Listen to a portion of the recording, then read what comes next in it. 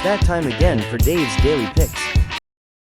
It is September 3rd, 2025. This is Dave's Daily Picks Pod, which you found on Apple, Spotify, and YouTube. Dave Sellers, your host. Find me on X under Dave's Daily Picks. And you always can reach me on TikTok under the Pods page, the Dave's Daily Picks Pod. Back after a nice 2-1 night as the Yankees and Stros go over. The Fever and Mercury make it sweaty towards the end, but that goes under. But Rupert, as I called her last night, has a real bad game.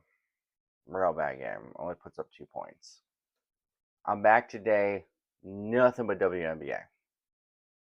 There's some baseball stuff I do kind of like that I may do later. But these WNBA plays, I can't really pass them up. They're just kind of screaming at me.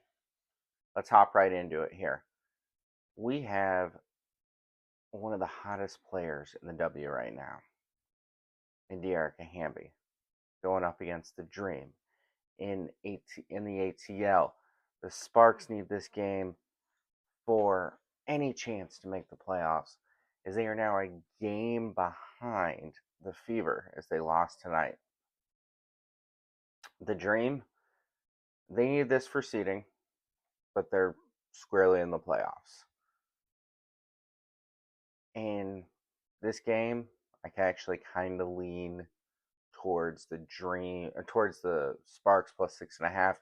But instead, I'm just gonna back to Erica Hamby. She's been cashing for me. Her point props at 16.5 points for this game, and she's going to put up at least 20. She scored at least 20 points in three of her last 4 games. She's already hung 28 on this Dream team earlier this year. She's going to have a good game. And yes, this is going to be their third game in 4 days. But what I really love about her, she doesn't take many jump shots. She drives straight to the hole. She uses her size, athleticism, and craftiness to get easy layups, to get to the line. And they're going to need her down low. And I think she'll just be able to handle Brianna Jones just fine. Azrae Stevens will be able to take heat off of her with Brittany Griner. Dearica's going to have a great game. Next, the Sun are in Chicago to take on the Sky. The Sky are minus 1 point favorites, basically a pick 'em, and the total set at 162. This is a battle of teams possibly getting the number 1 draft pick. It has been terrible for both of them, which, by the way, if you're looking ahead at the draft, I actually looked at that kind of tonight. Lauren Betts should be the number 1 overall pick, but if the Sky land the first overall pick, they're not doing that. They'll pick up AZ Fudd. But if the Wings can somehow end up with the first pick, they're definitely taking AZ Fudd because her and Paige are best friends, possibly a couple. I don't know. There was stuff during the All-Star game. I really don't care about if they're a couple or not. I know they're a dynamic duo. I saw them personally here in Indianapolis against Butler. So if the Wings do end up with the number 1 pick again, back-to-back years, they're going to be set for a very long time. All right, back to tomorrow's game. The Sun enter losers of 3 of 4, but have been playing better ball lately, racking up 4 of their 10 wins over the last 7 games. The future is bright for Connecticut, but it has set this year for them so far. For the Sky, they are winners of 9 total games and are riding a 4-game losing streak, including a 94-84 loss to this Sun team in Connecticut back on August 23rd. For this game, I'm just going to fire on the over. Neither team has much to play for. They are offensively skilled, both teams, and I don't see them playing much defense. Last 5 games for the Sky, they're giving up 84 points per game. Yes, their defense has looked a lot better last 3 games with Angel Reese back, but I really don't think that's going to matter. And for the Sun, they've been even worse, 89 points per game over their last 5. Offensively, these teams can struggle at times, but they're both healthy. Chicago will be without Haley Van Lith. That's not much of an issue. She's played sparingly with the backups this year. And of course, Vantage Salute's out, but she's been out the whole year.